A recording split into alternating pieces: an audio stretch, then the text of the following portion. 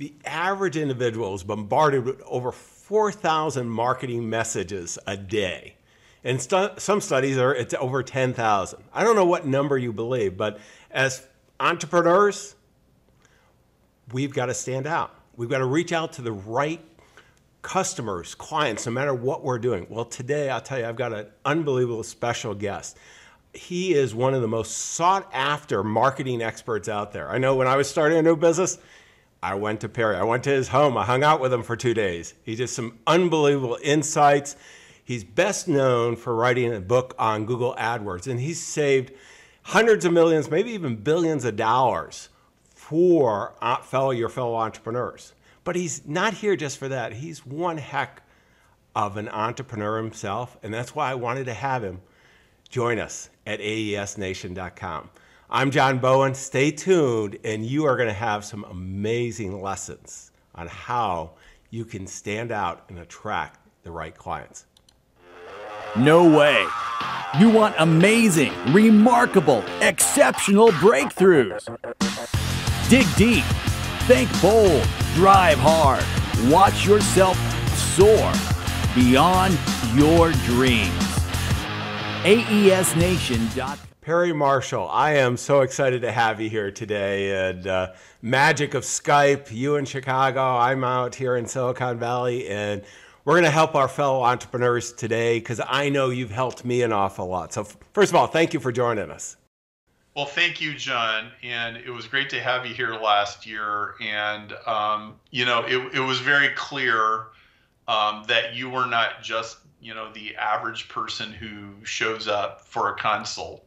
You had a very impressive track record. It had some very useful things. I remember one of the other people in the room was trying to basically some of the bigger game kind of corporate stuff. And you're like, oh, well, you need to do this, you need to do this, you need to talk to this kind of person. So it's an honor to be on your program today. And I'm really excited to talk about this. So yeah, let's rock. Well, let's dive in, Perry, because we're really working with on AESNation.com. It's all about working with successful entrepreneurs to not help them get to the next level, but to really have them take off so that they can make that big impact and do well by doing that.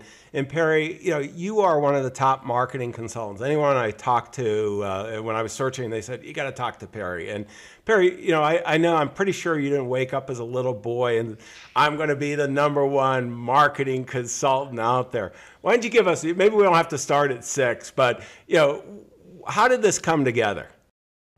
Well, it really came together when I got laid off as an engineer and I went into sales. And because I was in Amway, which cleaned me up quite a bit, I really have to say, I gripe about it and it wasn't a successful adventure at all, but they taught me a lot of stuff. And I'm like, well, gee, if I could do that, I can do this. And I come to find out that business-to-business sales was much harder than I thought. One of my friends warned me, but I didn't really pay attention. But hey, we all kind of find ourselves tossed in a lake at various times in our life, right?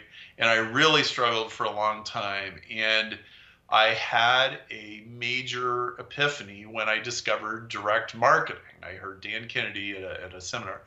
And what it was I had this friend who said to me when she got our Christmas letter one year, it's like, you're doing the wrong thing for a living, which meant I really liked your Christmas letter. Of course, I had no idea what to do with that. Like, writers don't make any money, and I'm an engineer anyway and all this. But what I came to understand in marketing was, if you can use media, whether it's the printed word or maybe some people it would be video, or for some people it could be a podcast or it could be audio or whatever, but through some form of media, you can still sell.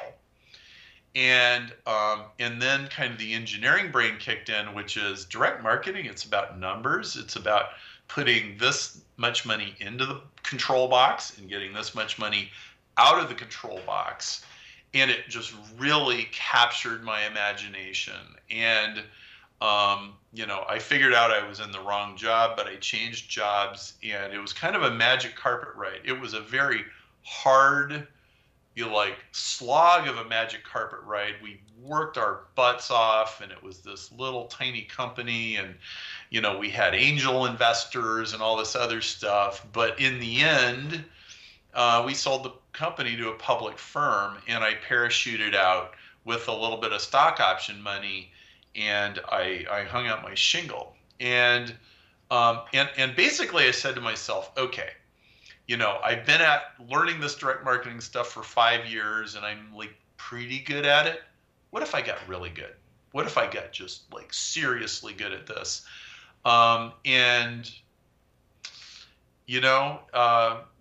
You'll never regret being a good marketer. I'll tell you that.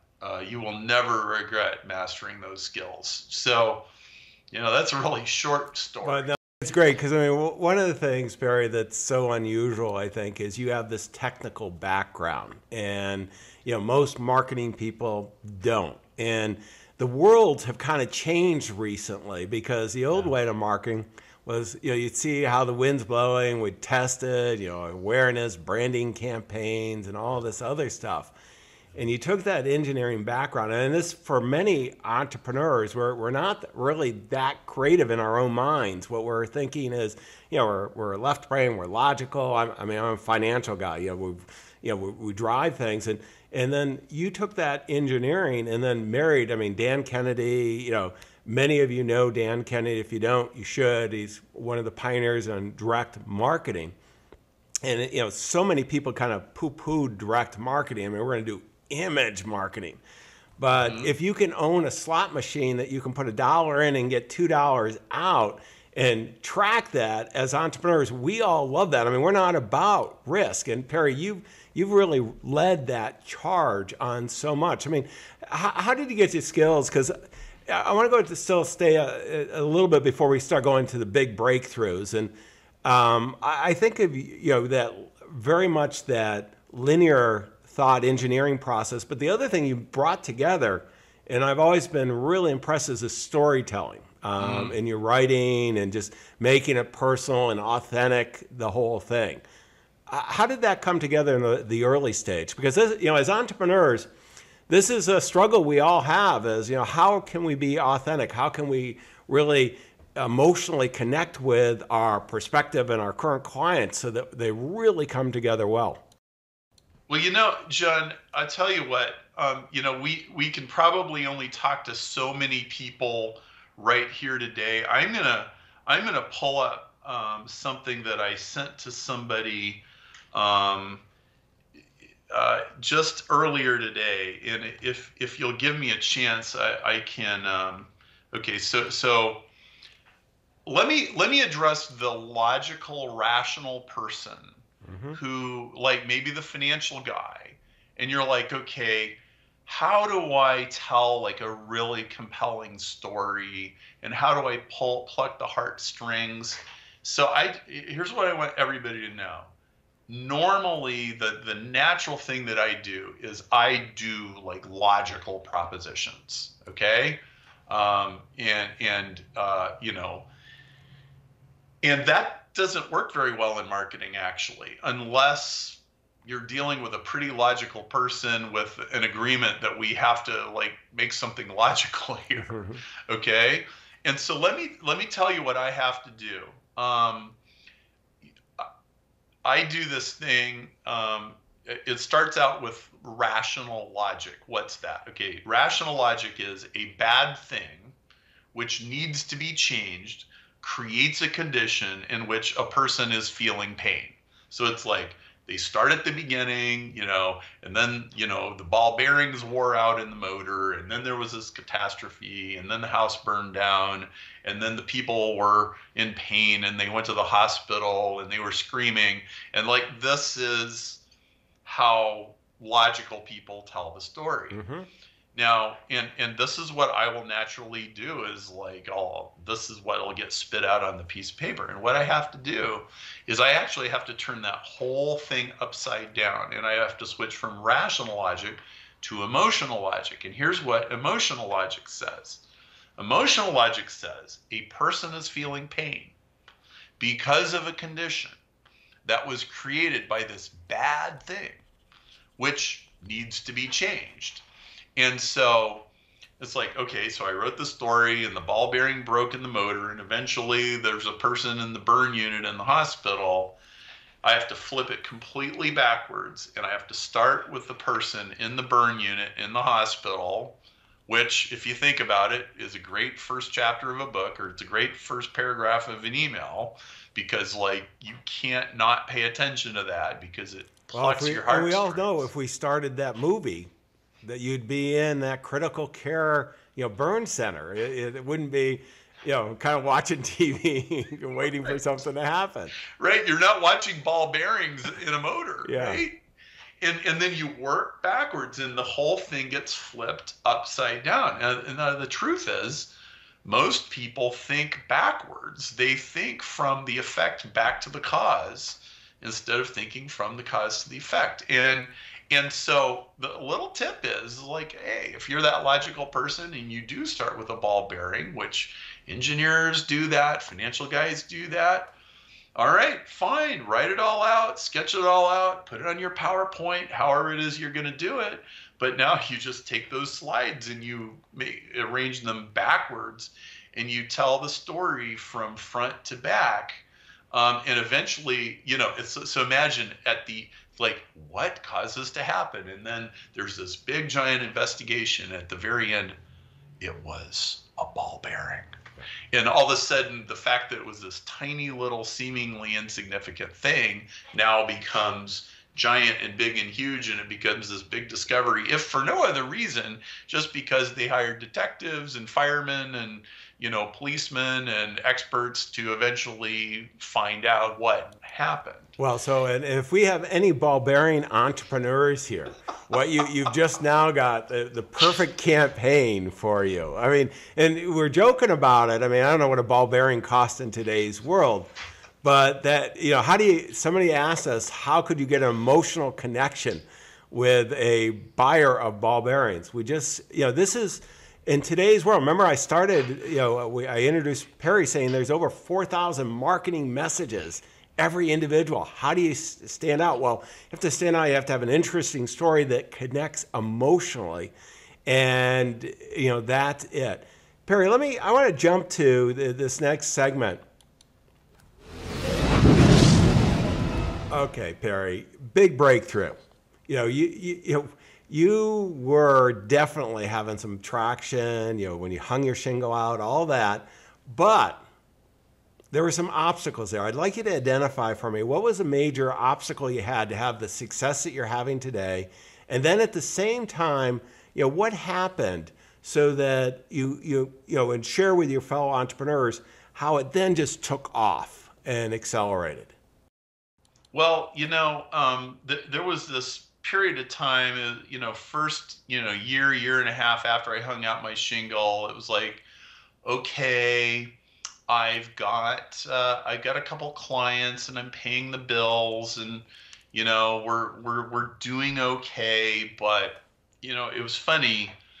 I immediately, as soon as I was out of the Dilbert Cube, I immediately found myself wanting to have a business that ran on intellectual property and had a sense I wanted at least like a flywheel that would just roll, as opposed to, okay, I do some project and they write me a check, and I do a project and they write me a check. I mean, it was this really strong drive, and so I'm trying to figure this out, and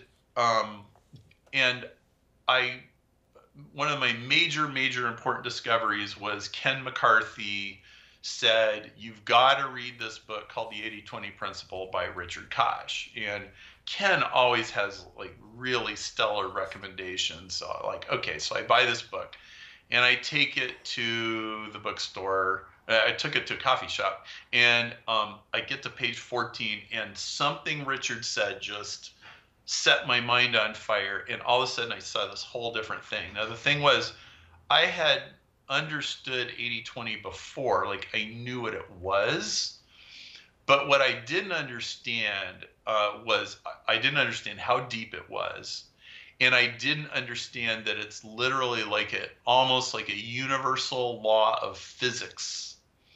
That it's like layers and layers and layers, right? So 80/20 says 80% of your sales comes from 20% of your customers, and 20% of your sales comes from 80% of your customers. I'm like, okay, fine, I know that. No, well, something he said, it made me realize that actually there's an 80/20 inside every 80/20.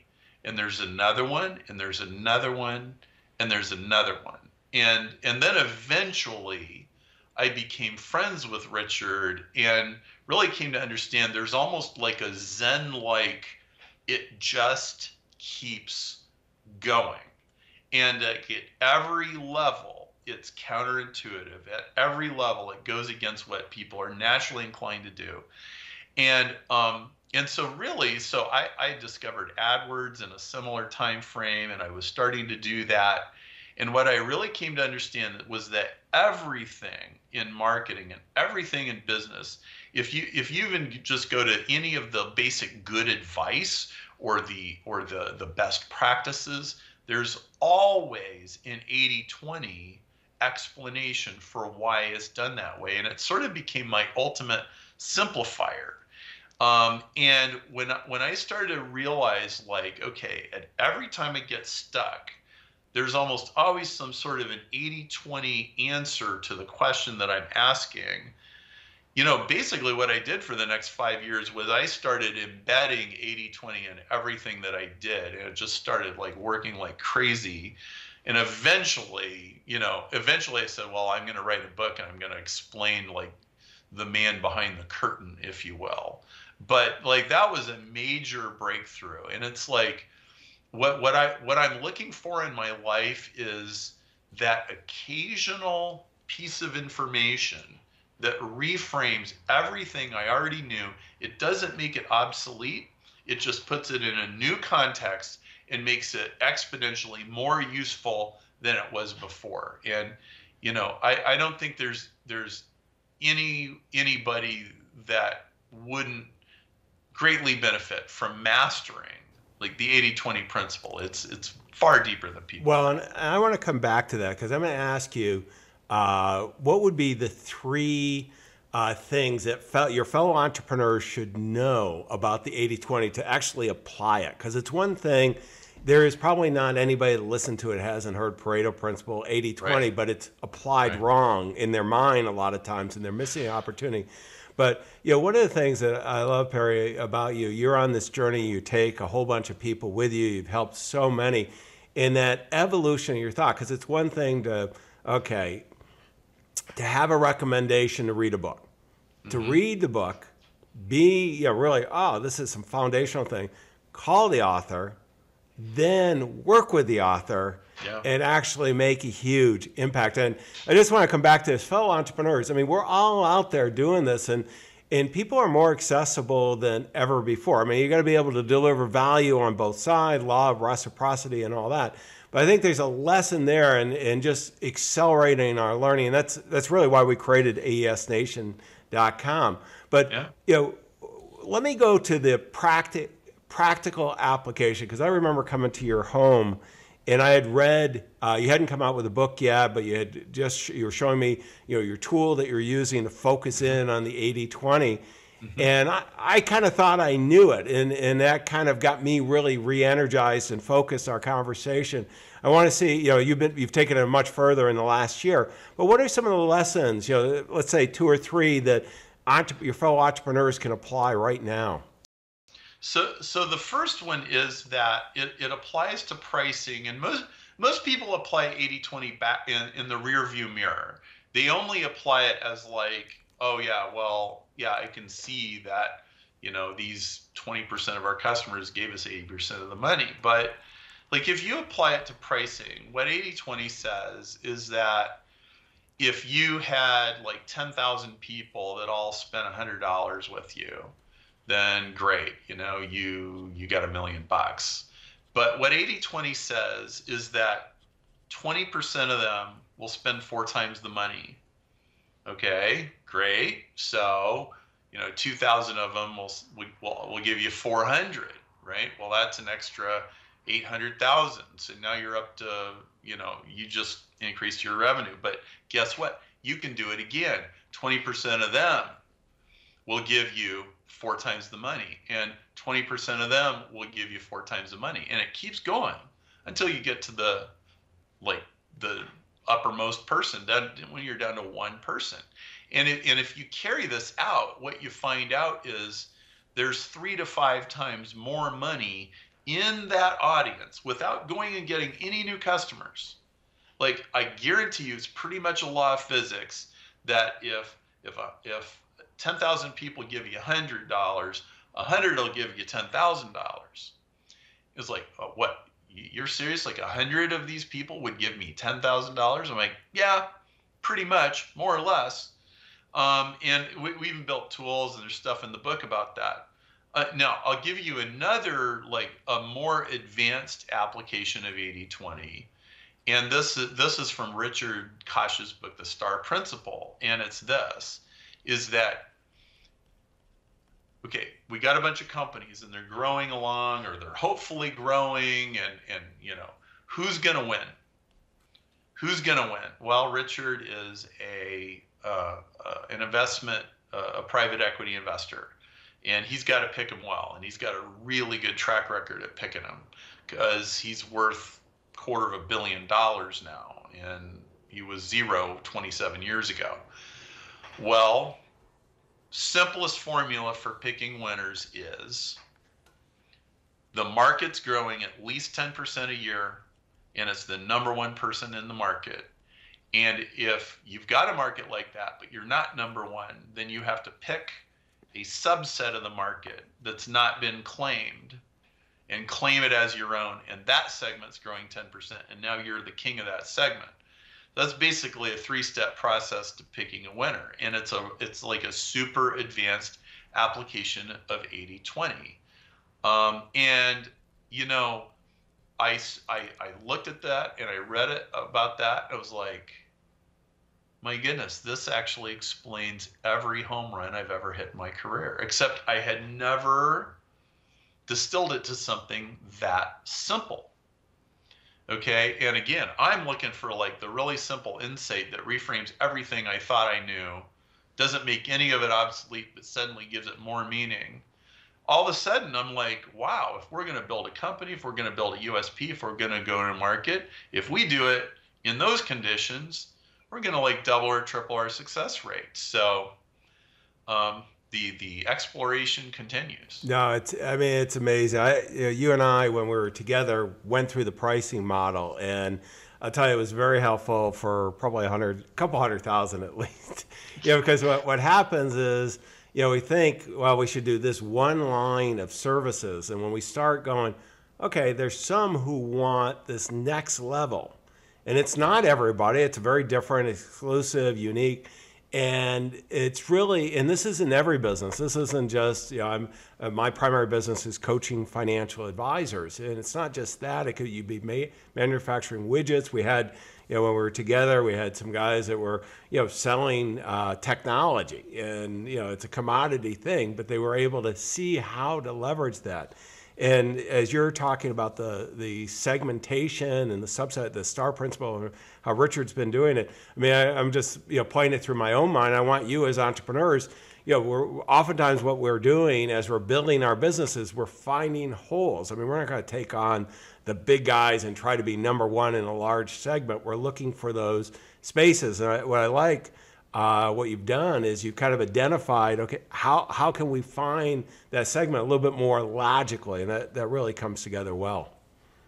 Let me do this. I want to switch to this next segment here, and it's all, what do I mean, you're doing a lot of great things. You've got a great group following you. You got your tribe. You're making a big impact in the world collectively. What are you most passionate about now? I've really, in the last year or so, really transformed my conception of time and work. And, I think entrepreneurs are addicted to busyness, and For the most part, that's actually fine and well and good. And, we're doers and we like to do and we like action. But one of the things I've become increasingly aware of is there are periods of time when, dude, just put your head down and work and do the stuff. It's working, it's growing, go get the customers. Do not think, do not deviate, just go, right? And there are seasons in your life where that's what you do. However, there's a lot of other times when, we're not actually in that magical groove right now that we were in 2 years ago. And I'm finding myself being more and more frenetic and, kind of trying all these different things. And I think a lot of people, there's actually more people in that spot than there are people that are just totally in that groove. Mm-hmm. And what I've really discovered is you must make space for serious thought and serious exploration. And that space requires that you slow down. It requires that you greatly reduce the amount of input, the phone calls, the text messages, the social media, the emails, and all this kind of stuff. I'm getting to where I go days at a time without touching my computer. And I look at problems and I circle them, sometimes for a very long time. What is the best way to crack this thing open? What is really the thing I should be doing? And, it's very hard to do that when you are in frenetic activity. And that is just really where my head's at. And I've gotten to where my day normally, most of the time, there's nothing on my calendar and there's nothing I have to do before 11 o'clock. My best hours of my clearest thinking and my best energy is basically between 7 a.m. and 11 a.m. That is my golden zone. And I've gotten to where that time is completely clear. Mm-hmm. I used to spend that time hustling. Oh, that's when I'm selling. That's when I'm writing. That's when I'm in my email box. I've completely flipped that around because, in my 80-20 book, I talk about, there's $10 an hour work, there's $100 an hour, there's $1,000 an hour. And, you have to push aside the $10 and $100 an hour work to get to the $1,000 and $10,000 an hour, and the $10,000 an hour thinking, or the $100,000 an hour thinking, it's here. It's not running in the hamster wheel. No, I'm going to encourage everyone. I think that this is really profound.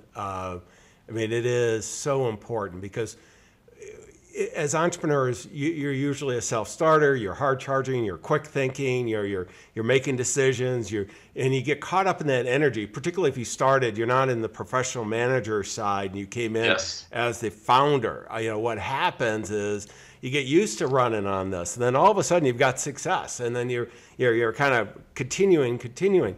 Well, there's this opportunity we all have. You've kind of nailed it.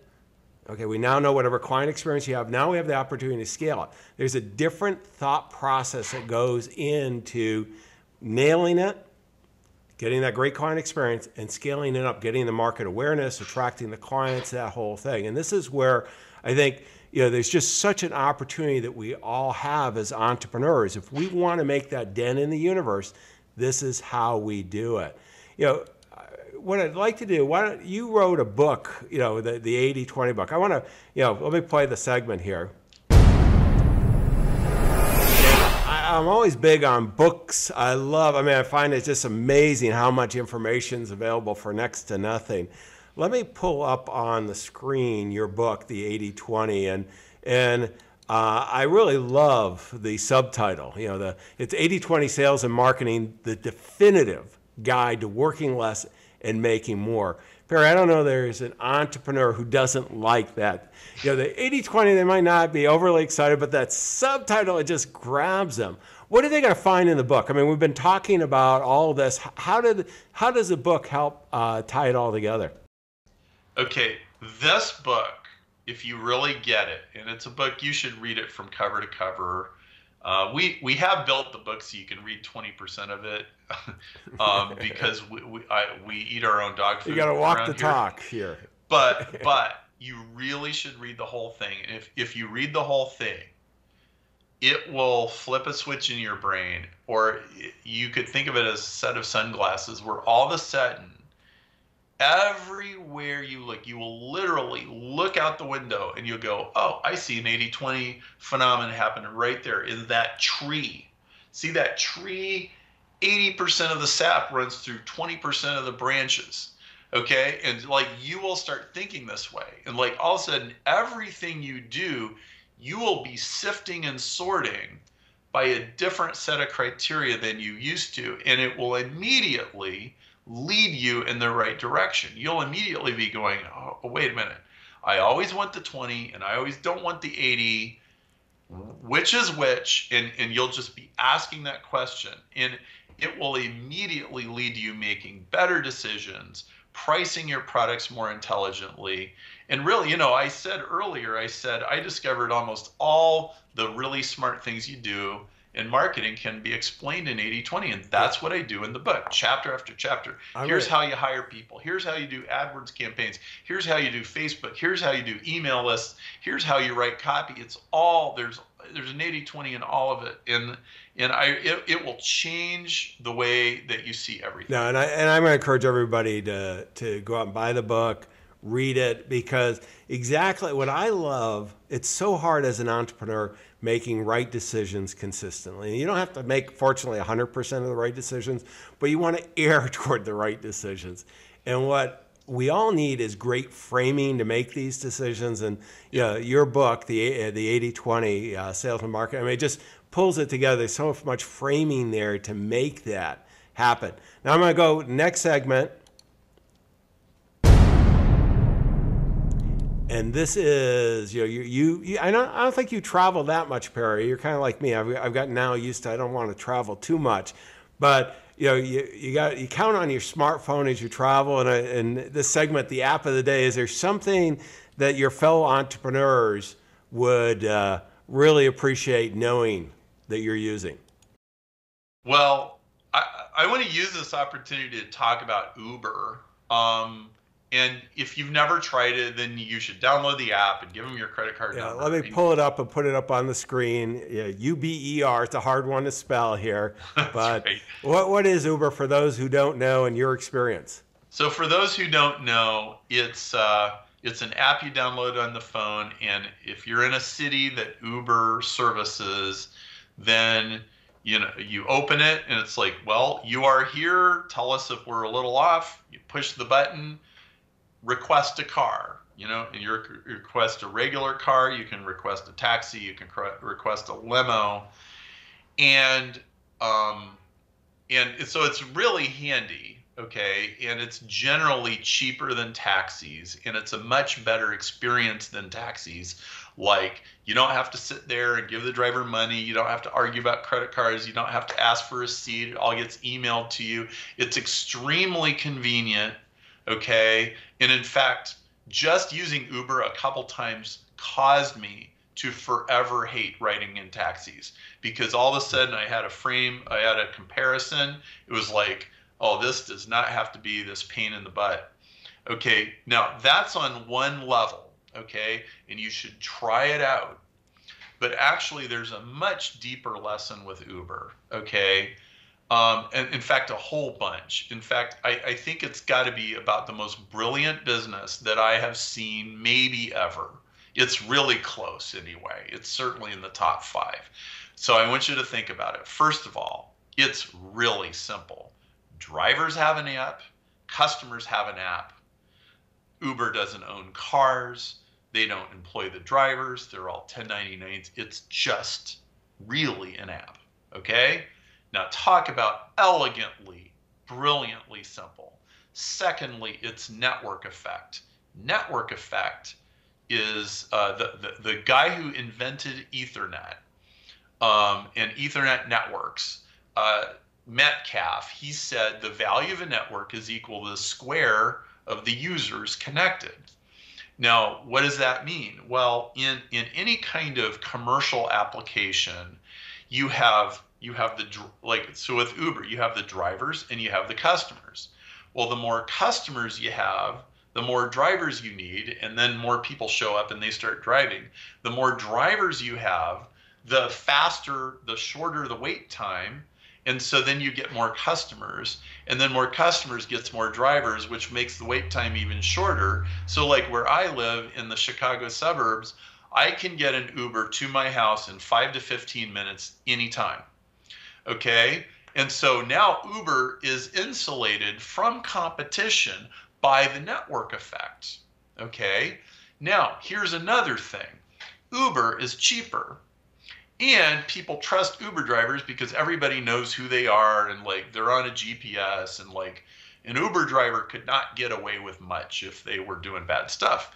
Well, so a few months ago, my 17-year-old daughter forgets her backpack when she goes to school. Mom, I need my backpack, help me. And Laura's like, oh, please, 50 minutes out of my day to drive to school and come back. And I said, hey, I just did Uber the other day. Why don't we see if an Uber driver will take it? Sure enough, $22, the guy takes it to the principal's office. So I charge my daughter the $22 so she won't forget her backpack.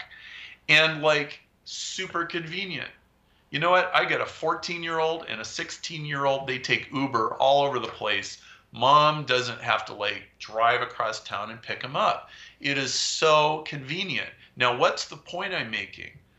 Because Uber is cheaper and more convenient than a taxi, we are now using it 10 times more than we ever use taxis. Okay, this is a total game changer. You watch this thing happen over the next 5 or 10 years. Uber is going to completely transform entire industries and in ways that nobody could have ever anticipated. I mean, and dude, this is how you create economies.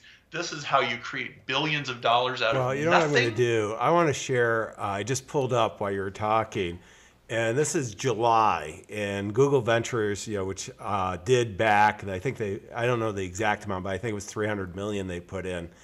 They think their target for valuation of this little app is $200 billion. so if you ever doubted technology and the value of networks, I mean, this is about it. I mean, this is huge, and it's a great one. We're going to wrap this up. What I'd like to do is go to resources now, and this is, you have so many resources, Perry. Let me go and pull up your website and tell us, some of your fellow entrepreneurs, what they're going to find here. And this is at perrymarshall.com. Well, so I'll give you several free, really easy tools that will help you out. We have you can go to the free tools page and you can go take a look. One of the things you'll find there is fb4me.com, which stands for is Facebook for me. And it'll give you a score from 0 to 10. How seriously should you take Facebook in your marketing mix? And some companies will get a 4 and you should ignore it. And some companies should get an 8 and you should jump right on it. And it's very important because Facebook is not for everybody, but it's awesome for some businesses, and it's cheap right now, and it's a bargain. There's also is AW for me, which is AdWords for me. Same thing, except it'll grade you on Google AdWords, display network, content network, competition index. It'll tell you that stuff. Very useful information. Now, I'll give you a third one, which I think is just, it is far more valuable than probably will look on the surface, is if you go to starprinciple.com. Starprinciple.com. That is named after Richard Koch's book, and he and I collaborated and we put this tool together. And it gives you a score from 0 to 200 on, is your business a star business? A star business being that business in a growing market that's number one, and a few other criteria. And you can answer a dozen questions. It'll give you a score. And anything over 100 is a star business. And what I tell people to do is take this tool and don't just grade your whole business. Now you should, and you can buy a little report and it'll explain the report to you.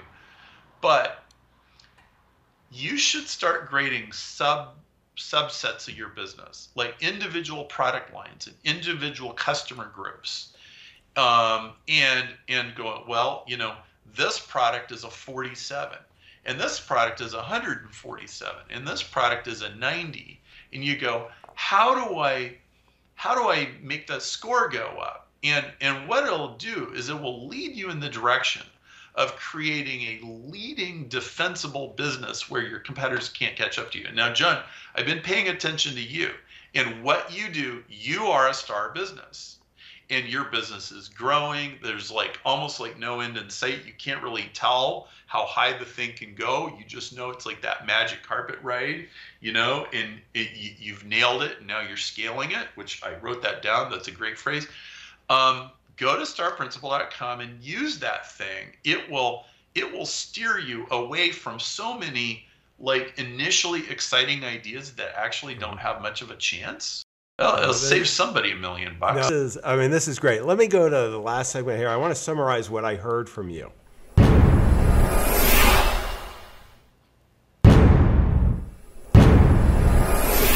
The key takeaways that I'm walking away that I wrote down, I got a whole page of notes here.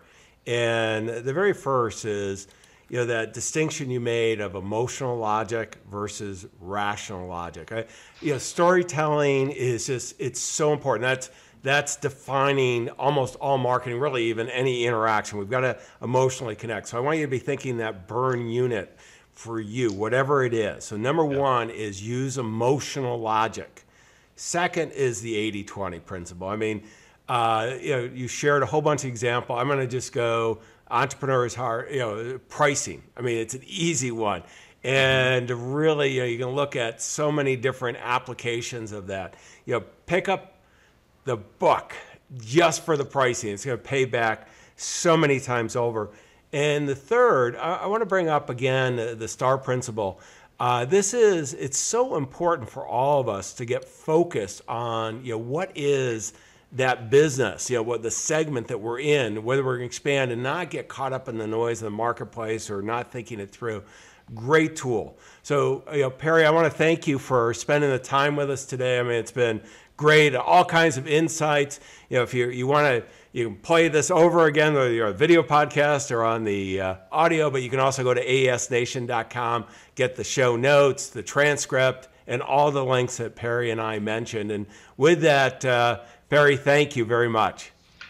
John, it's a real honor to be in front of your audience and to be asked these really great, insightful questions. And I definitely wrote down nailing versus scaling, because those are two different things. So you get the gold star today, John. Yeah, no, they're important. Well, we want all of you to get the gold star each and every day. Your clients, your future clients, they're all counting on you. Don't let them down. Go make it happen. Wish you the best of success. Thank you. Exceptional, remarkable breakthroughs. aesnation.com